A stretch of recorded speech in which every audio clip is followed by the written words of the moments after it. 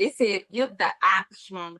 So that's the contract. If the contract is assigned, at what price will the trainer buy or sell the shares? That's the 3 times to 100. Yeah, so $3 is the premium price. Since each contract, you don't mark it yet. Since so so See, I can't really look. yeah, that's why I was gonna say don't mark it yet. I'll be ready to walk you through it, right? So $3 is the premium price. So 3 times 100 is 300. That's what you're paying for the contract. When they say uh, a trader sells one option with a 41 strike price, and then they go and ask, um, if the option is assigned, at what price will the trader buy or sell the shares?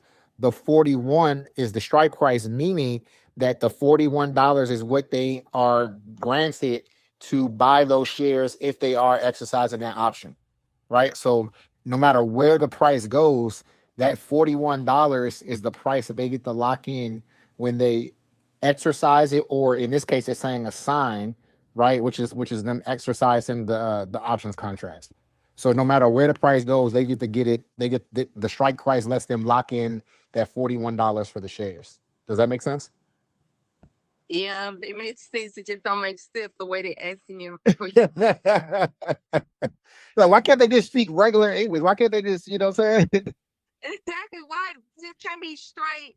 This is how much the contract is. This is the strike price. Asking the question, what is the strike price? Yeah. Then what is it the cost for the premium? Like this is it just it's throwing me off. Like, I'm telling you, I felt so bad after taking this quiz.